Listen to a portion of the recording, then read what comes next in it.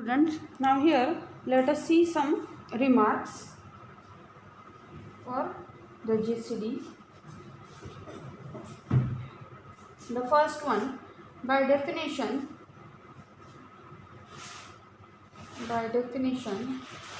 if G is a GCD of any two integers, then this G must be greater or equal 1. It is either 1 or strictly greater than 1. Then the second remark is that just we have seen a theorem that the GCD can be written as a linear combination of the numbers and the integers. So that time the GCD is the least positive value which can be written as the linear combination of those numbers and two integers. So I will say if G is a GCD of A and B, then G is the least positive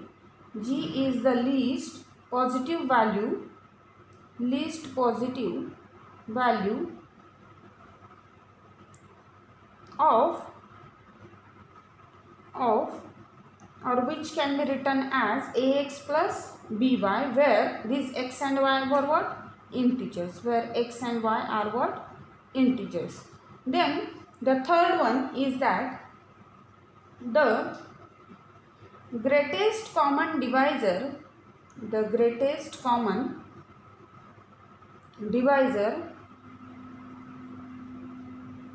of A and B are any two integers, then the greatest common divisor of them is what? Unique. Now this first remark we have written by definition, this second one we have written by the theorem. Now this third one, here the uniqueness of the GCD, let us try to prove this part. So the proof of this remark is that suppose let me assume the GCD of A and B are two different numbers. So suppose the GCD of A and B is suppose G1 and GCD of A and B is what? G2. Now my aim to prove that uniqueness means what? G1 equal to G2. So to show, we have to show G1 equal to G2. So here if G1 is a GCD of A and B, and this G2 is what? A common divisor of A and B. G2 is common divisor of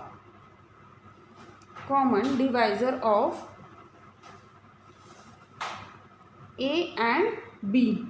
Then by definition, you know, other common divisor must divides this GCD. So this says G2 divides what? G1. Again,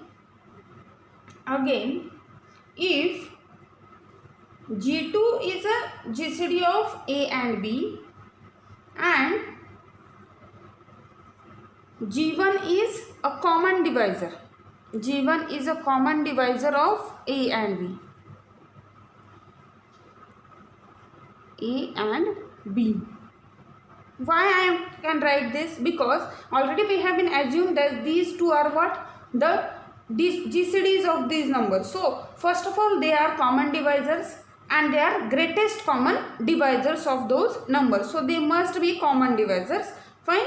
Now again, this is a common divisor and this is a GCD. So that common divisor must divide the GCD. So from this we get G1 divides G2. So here we get this one. Suppose this is equation number 1, that G2 divides G1, and this is equation number 2, that G1 divides G2. Now from these one, already we have seen the properties of divisibility from 1 and 2. From 1 and 2,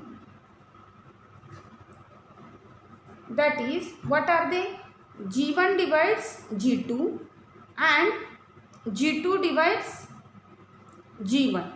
So this says that G1 equal to plus minus G2. Already we have seen a property of divisibility. If A divides B and B divides A, then A equal to plus minus B. This thing we have been proved in previous theorems. So here this G1 is equal to what? Plus minus G2. From this property I have been written it. Now here G1 is plus minus G2, but we know this G is always a positive number, or it is either a 1. So it won't be negative. So what can I say? G1 equal to G2. Since G1 and G2, they are GCDs, so they are always positive. Are non-negative, so this implies G1 equal to what? G2. This is only the possibility there. So this is a proof of this third one, that the GCD is what? A unique of any two integers. It is always the same one. Now the next remark is about if A divides B, then the GCD of A and B is what? A. Fourth one, if A divides B, then GCD of A and B is A itself, because it is a divisor of B. Fine. So suppose proof of this one, let us see proof. Suppose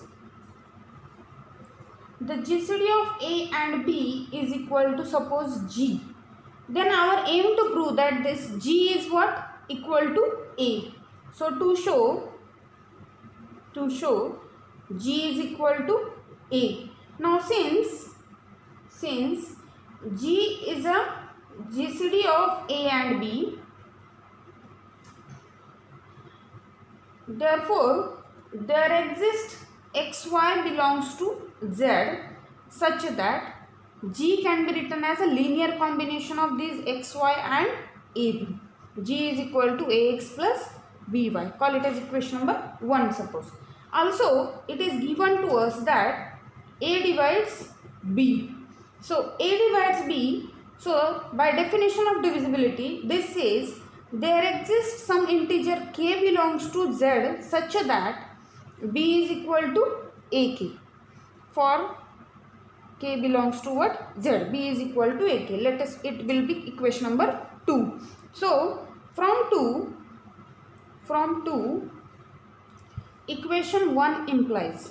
From 2, equation 1 implies. What I am trying to do? I am trying to show that that A divides G. We know already G is a GCD of A and B. So, G divides A as well as G divides B. If I am able to show, we have from this, we have G divides A, G divides B. So, we have this part.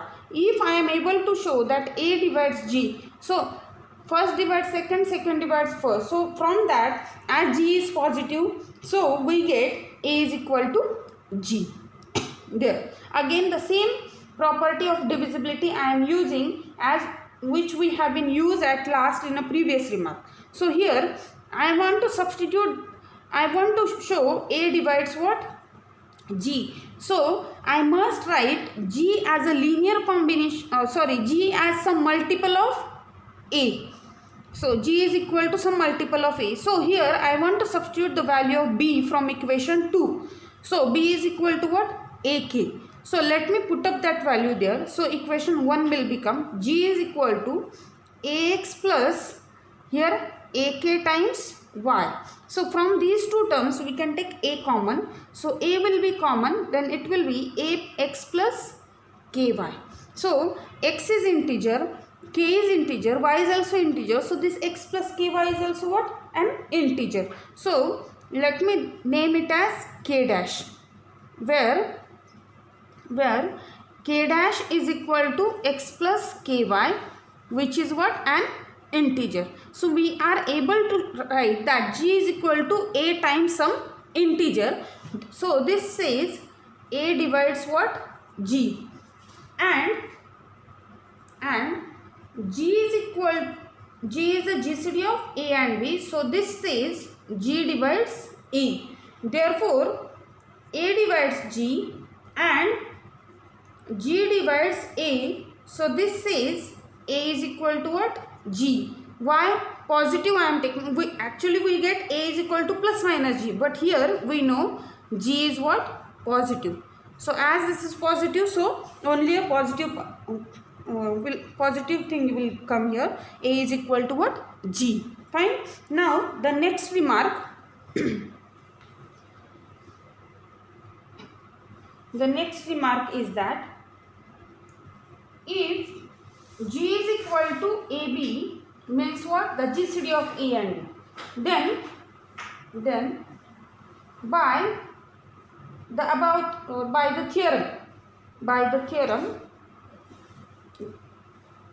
theorem we have been seeing in previous video that GCD can be written as a linear combination of the numbers and the integers. By the theorem there exists x naught y naught belongs to Z such that G is equal to what? A x naught plus B y. Fine.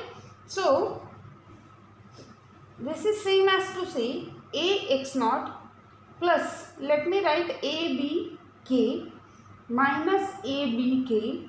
I am adding and subtracting the same term, so it remains same, plus B y naught. Here this k belongs to what? Z. We know A and B are what? Integers. So here this can be written as, from these two terms let us take A common, and from these two let us take B common. So A into x naught plus bk plus B into, let me write this term first because it is positive, minus, what should I write here? AK. Fine. Here again k is what? An integer. So this is what? A into x plus B into y, where x is what? X naught plus bk belongs to what? Z, and y is y naught minus ak, that also belongs to what? Z.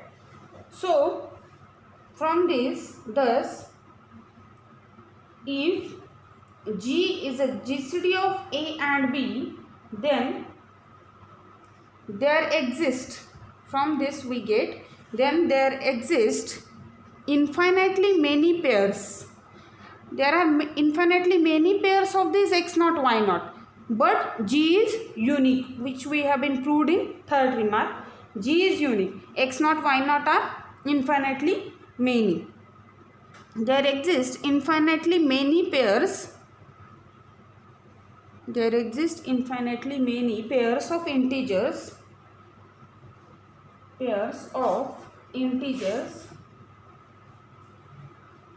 These one, x comma y, satisfying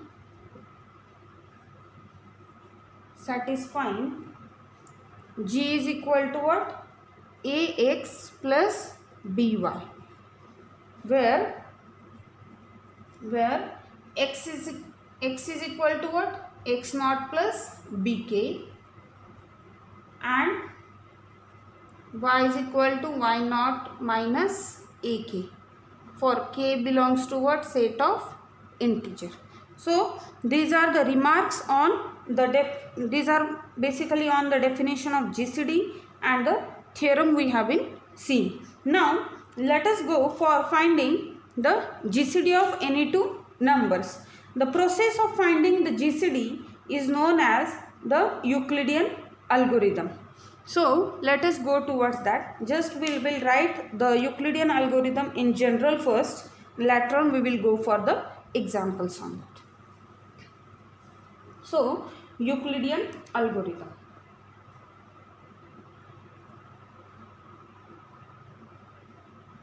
Euclidean algorithm. What I say? So same one, let me write first. The process or the method. The process or method of finding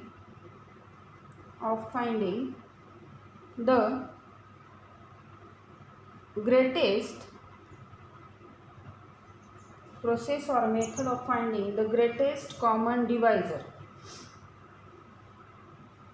greatest common divisor of any two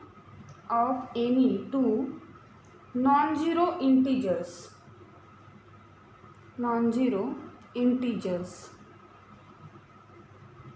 is called what? Euclidean algorithm. Is called Euclidean algorithm. Now let us write the general thing first. Let A and B be any two non-zero integers. Okay. If A divides B, then the GCD of A and B is what? A, as we see in a remark. Fine.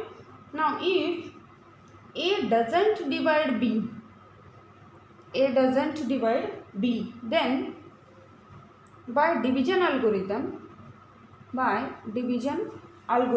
there exists some Q1 R1 belongs to Z, quotient and the remainder. There must exist the quotient and the remainder. These are what? Integers, such that B is equal to AQ1 plus R1, where 0 less than R1 less than what? A, where 0 less than R1 less than A. Now since R1 greater than 0, R1 is greater than 0. Suppose R1 is 0, then we will stop here. But if R1 is greater than 0, then again we need to apply the division algorithm on A and R1.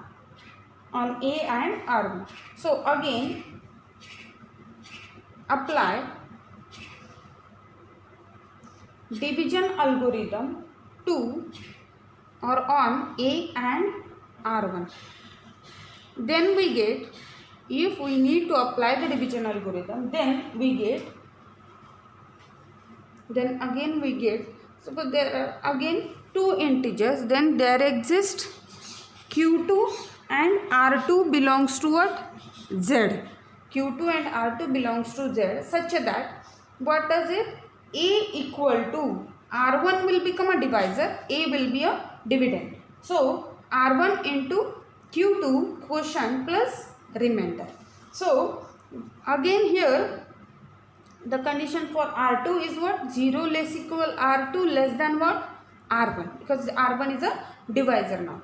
Again if R2 is 0, we will stop here. But if R2 is not 0, again we need to go further and again apply the division algorithm on R1 and R2. So if R2 is equal to 0, then the GCD of A and B is what? R1 itself, the previous one, the R1 itself. But if R2 is not equal to 0, then apply division algorithm to what? To R1 and R2. And if we need to apply the division algorithm, then there must exist again a new quotient and new remainder. Q3 and R3 belongs to what? Z, such that R1 is equal to R2 into Q3 plus R3 with the condition 0 less equal R3 less than what? R2. Again the same thing. So again if R3 is 0, we will stop. So the GCD of A and B will become R2, and if R3 is non-zero, again we have to go further. So continue in this way till the remainder will become 0. Till that step we will do it, and then we can able to find the GCD. So if R3 is 0, then GCD of A and B is what? R2. But if R3 is non-zero, then again apply what? Division algorithm on R2 and R3. on what? R2 and R3. We need to apply it on R2 and R3.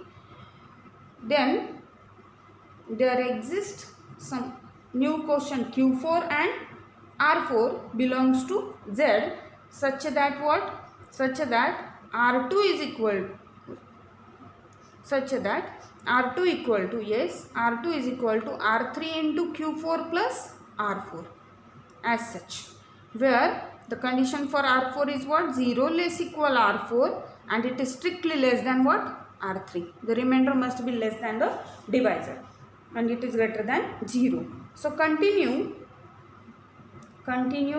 the process, since A and B are finite integers. Since A and B are finite integers, so this process must stop somewhere, means the remainder will become 0 somewhere. Finite integers, so the process must terminate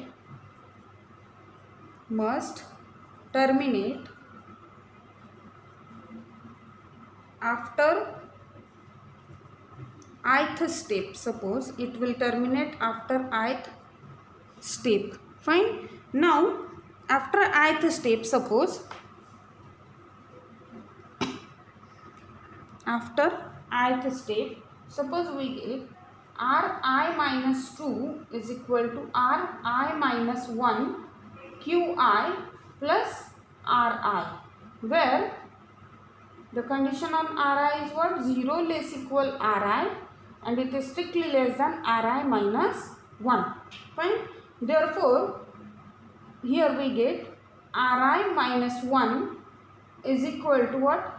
Ri into, this is I minus 1th step, then ith step will be this one, Qi plus 1. So here the remainder will become 0.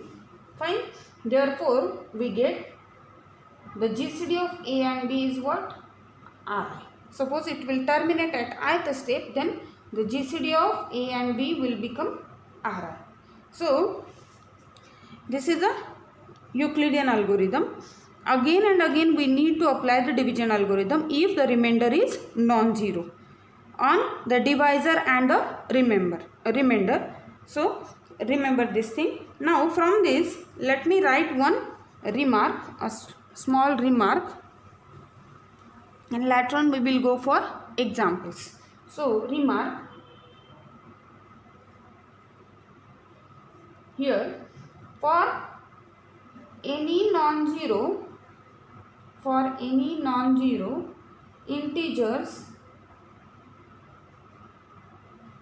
A and B, for any non-zero integers A and B, the GCD of A and B is same as the GCD of A and minus B, is same as the GCD of minus A and B, and is same as the GCD of minus A and minus B also. Fine. So now let us see one example on this one. Suppose we will take the example. Find the GCD of 275 and 105. Simple thing I am taking, and actually the question is asking that find the GCD of any two numbers and express it as a linear combination of those numbers. So first of all, let us see a small example to finding a GCD. Now here the answer of this one. Now here, as I say, we have to apply the division algorithm again and again. So 275, we have our divisor will be 105. The smaller number I will take as a divisor. So the quotient will be what here? We will get the quotient will be 2. Okay, because 105 into 2 will become 210. So here we get the remainder will be what? 65, and the remainder will become the next divisor. So as it is non-zero, so now here the quotient will be 1. So here we will subtract 65 from it. So now again the remainder will become 40, which is non-zero. So it will become a next divisor, and the previous divisor will become the dividend. Again the quotient will be 1. So we will subtract 40. So here we get the remainder is what? 25. So which is non-zero. So again it will be a divisor, and the previous divisor will become a dividend. So again quotient is 1. So here I get 25. So here we get 15. Again 25. So quotient will be 1. So minus 15. So again what we get here? 10. Again here we get 15. Again quotient is 1. So here 10 we will subtract. So here I get 5. So 5 will become a next divisor, and the dividend will be 10. So multiply by, sorry, the quotient will be 2. Here I get further part what I get here. Remainder is 5, and the divisor will be, dividend will be 10. So we get quotient 2. So here we will subtract 10 and we get 0. So here at last the divisor will be 5. So here we can say the GCD of 275 and 105 is what? 5. So the same thing can be written in another form also, as we will write 275 is equal to 2 into 105, or let me write 105 into 2, that is a better part. A into Q, Q will be 2 plus 65. Then 105 is equal to 1 into 65 into 1 plus 40. This is same as 65 equal to 40 into 1 plus 25. Then 40 equal to 25 into 1 plus 15. Again 25 equal to 15 into 1 plus what? We get 10. Fine. So remainder will become the next divisor always, and the divisor will become the dividend in next step. So 15 is equal to 10 into 1 plus 5, and 10 is equal to 5 into 2 plus what? 0. We have to go up to we get the remainder 0. So here from this I can say hence, and wherever we get 0, its previous step will give us the GCD. This is what? This number is our GCD here. The remainder in a previous step, or the divisor in the step wherever we get the 0. So hence the GCD of 275 and 105 is equal to what? 5. So as such we can determine the GCD of any two numbers. Now in next video we will see the examples in which we will find the GCD, as well as we will express them as a linear combination of those numbers. And as I say earlier that, or we have been proved, GCD is unique, but the numbers or the integers we get in linear combination are not necessary that they are unique. We can get infinitely many pairs there. Thank you.